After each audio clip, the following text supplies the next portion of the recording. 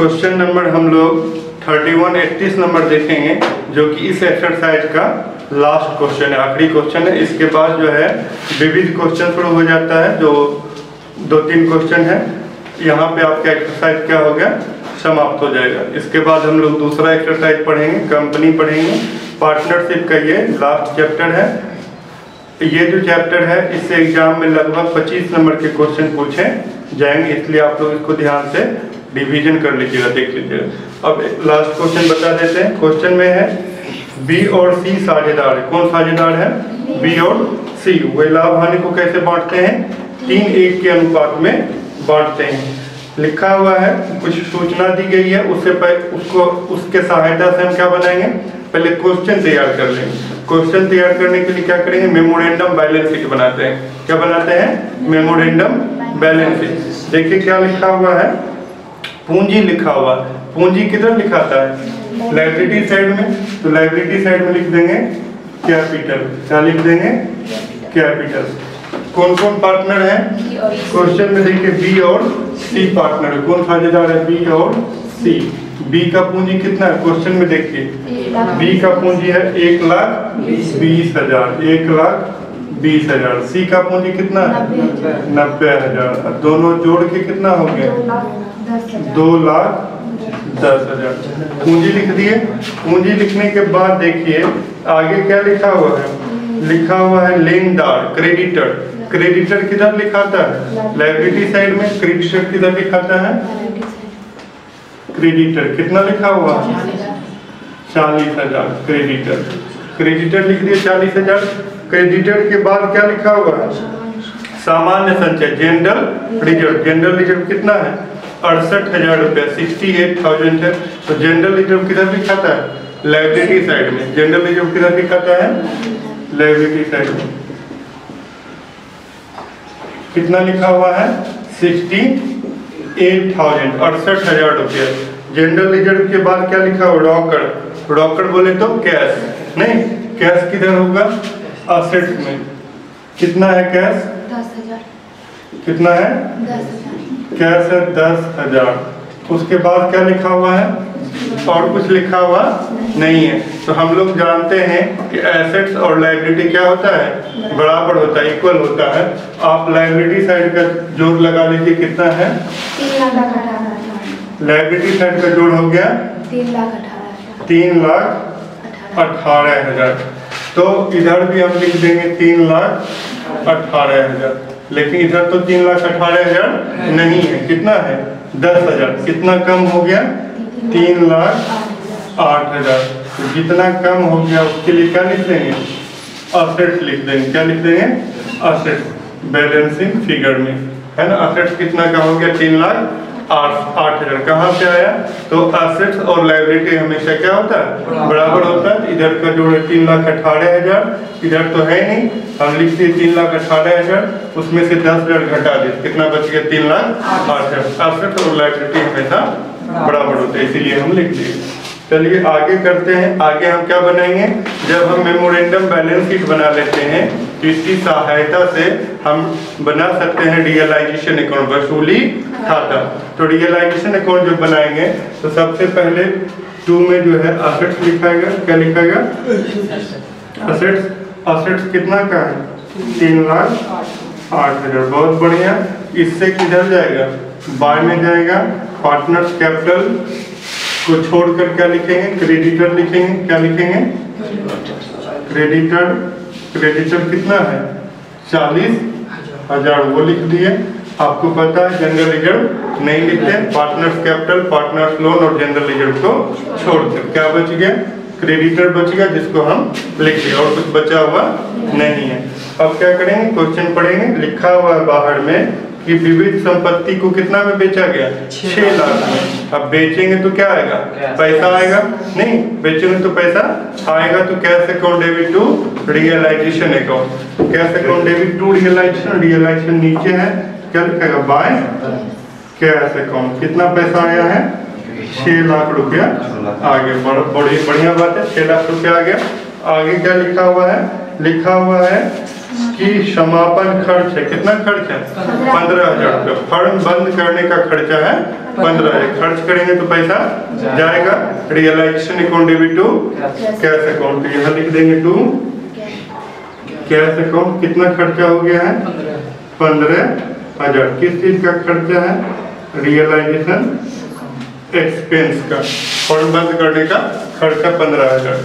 और कुछ लिखा हुआ नहीं है, नहीं भी लिखा रहे तो भी जो भी क्वेश्चन में क्रेडिटर रहेगा, लायबिलिटी रहेगा, लोन रहेगा, उसका आप क्या करेंगे, पेमेंट करेंगे, भुगतान करेंगे। क्योंकि जब फर्म बंद कर रहे हैं तो बेईमान वाला तो रखना नहीं है, नहीं, जो भी लोन है उसको क्या कर देना, पेमेंट कर देना, चुका देना।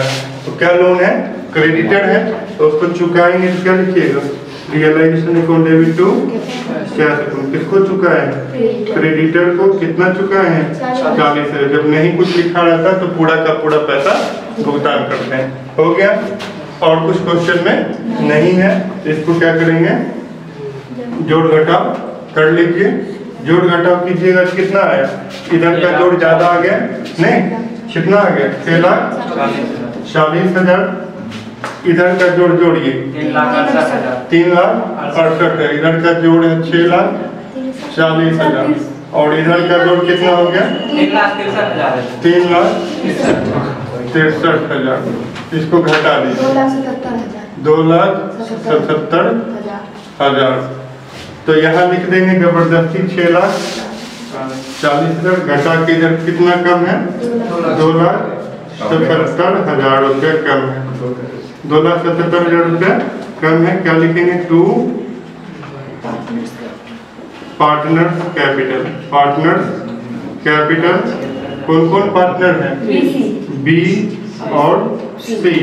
2,77,000 को बी और सी किस अनुपात में बांटेंगे, ऊपर लिखा हुआ 3 और 1 के अनुपात में। तो 3 और 1 के अनुपात में बांटेंगे 3/4। 3/4 कितना आ गया 2,07,750। 2,07,750 बी का आया और सी का आया 69,250। 2,07,750। 2,07,750 और सी का आ गया 69,250। 69,250 हो गया। ये आपका रियलाइजेशन अकाउंट बन गया। उसके बाद क्या बनाइएगा, partners capital account. Capital account बनाने के लिए सबसे पहले बाय में क्या लिखेंगे, पूंजी लिखेंगे, नहीं तो क्या लिखेगा, by balance BD, by balance BD. Question के लायबिलिटी में देखो बी का पूंजी कितना है 1,20,000। सी का पूंजी कितना है 90,000। तो बी में लिख देंगे 1,20,000 और सी में कितना लिख देंगे 90,000 लिख दिए। उसके बाद 2 में यदि बीसी नजर आएगा तो किधर जाएगा, बाय में जाएगा। 2 में बीसी नजर आ रहा है तो 2 वाला किधर जाएगा, बाय में जाएगा। कहाँ से आया है, रियलाइजेशन से। कहाँ से आया है, रियलाइजेशन से। कितना है 2,07,750। सी में कितना है 69,250 लिख दिए। बाय में यदि बीसी नजर आएगा तो कहाँ जाएगा, 2 में, लेकिन बाय में तो है नहीं तो जाएगा। लेकिन एक चीज और है, क्वेश्चन में चेक कीजिए क्या लिखा हुआ, जनरल रिजर्व। तो जनरल रिजर्व जैसा कि आप जानते हैं कि प्रॉफिट का ही कुछ पैसा रखा जाता है जो व्यवसाय के बुरे समय में काम आता है ना। जब व्यवसाय विपरीत परिस्थिति में होता है तो उस समय जनरल रिजर्व के पैसा से व्यवसाय को चलाया जाता है। यदि उसका उपयोग नहीं किया गया तो वो पैसा रखा हुआ है, प्रॉफिट है, उस प्रॉफिट को किस में बांटते हैं, पार्टनर में। और किस रेशियो में बांटेंगे, 3 और 1 के रेशियो में। तो 68,000 रुपया है। 68,000 को बांट कितना है जनरल रिजर्व 68,000। किस अनुपात में बांटेगा, 3/4 और 68,000 का 1/4 निकाले तो कितना आ गया 51,000 आ गया। और कितना आ गया 17,000। तो लिख देते हैं बाय जनरल रिजर्व। क्या लिख देते हैं, बाय जनरल रिजर्व। कितना आ गया 51,000 और 17,000 जनरल रिजर्व लिख दिए। और कुछ लिखा हुआ नहीं है तो अब हम क्या करेंगे, जोड़ने और घटाने का काम करेंगे, क्वेश्चन आपका कंप्लीट हो गया। जोड़िए, बी का जोड़ कितना आ गया टोटल? 3,78,750। 3,78,750। सी का जोड़ 1,76,250। 1,76,250। वही बात यहाँ भी लिखेंगे, 3,78,750 और 1,76,250। यहाँ कुछ नहीं है तो लिख देंगे टू कैश। बी को कितना देंगे? 3,78,750 और सी को कितना देंगे? 1,76,250। ये आपका क्या बन गया पार्टनर्स कैपिटल अकाउंट। अब क्या बनाएंगे? Cash account. कैश अकाउंट में क्या होगा? जितना भी पैसा आएगा कहाँ लिखेंगे? टू में। देखो पहले से मेरे पास कितना पैसा है? 10,000। जो पहले से पैसा उसके लिए क्या लिखते हैं? टू बैलेंस बीडी लिखते हैं। To balance BD. पहले से कितना पैसा है? 10,000। फिर सामान बेचे तो कितना पैसा आ गया? 6 लाख आ गया। कहाँ से आया? रियलाइजेशन से। रियलाइजेशन से कितना पैसा आ गया? 6 लाख। 6 लाख। बस हो गया। 10,000 रुपया पहले से था, सामान बेचे तो कितना आ गया? 6 लाख। मेरे पास टोटल कितना हो गया? 6,10,000। खर्चा करेंगे जितना भी टू में कैश है सब कहाँ चला जाएगा? बाय में। देखो टू में कैश है रियलाइजेशन एक्सपेंस 15,000 रुपया, तो बाय में लिख देंगे। क्या लिखेंगे? Realisation expense. रियलाइजेशन नहीं, रियलाइजेशन लिखेंगे। किस चीज का पैसा है? एक्सपेंस का है। कितना रुपया है? 15,000। और फिर रियलाइजेशन है। फिर कितना पैसा दिए हैं? 40,000। किसको पैसा दिए थे? क्रेडिटर को दिए थे। कितना दिए थे? 40,000 रुपये। अब टू में कैश कहीं भी नहीं है।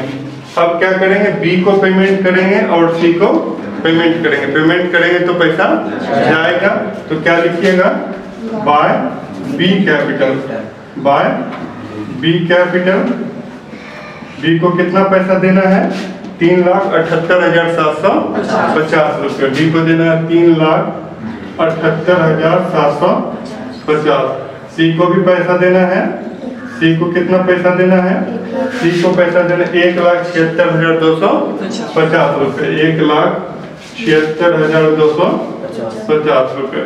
दोनों साइड का जोड़ लगा लीजिए। 6,10,000। दोनों साइड का जोड़ आपका आ गया 6,10,000। 6,10,000। सिंपल सी बात है कि 10,000 रुपये पहले से था, 6 लाख रुपये सामान बेचने से आया, टोटल हो गया 6,10,000। 15,000 रुपये रियलाइजेशन एक्सपेंस में दिए। 40,000 रुपये किसको दिए? क्रेडिटर को दिए। बी का हिसाब करके कितना पैसा निकला? 3,78,750। कैसे? पहले से उसका पूंजी था 1,20,000। फर्म में प्रॉफिट हो गया 2,07,750 का, और जनरल रिजर्व में हिस्सा हो गया 51,000। अब उसका पूंजी हो गया 3,78,750। वो पैसा उसको हम दे दिए। और सी का पूंजी कितना है? 90,000 और 69,250 रुपये क्या हो गया? रियलाइजेशन में प्रॉफिट हो गया। प्रॉफिट होगा तो पूंजी क्या होगा? बढ़ेगा। और क्या हुआ? जनरल लेजर में कितना हिस्सा हो गया? 17,000। टोटल जोड़ के अब उसका कितना पैसा बनता है? 1,76,250। तो सी का भी हिसाब करके टोटल पैसा दे दिए। फंड बंद करेंगे तो जितना भी पैसा आया और जितना भी खर्च किए दोनों क्या होना चाहिए? बराबर होना चाहिए। तो मेरा इनकम भी हुआ 6,10,000 और खर्चा भी हुआ 6,10,000। इस तरह से क्वेश्चन नंबर 31 आपका कंप्लीट हो गया।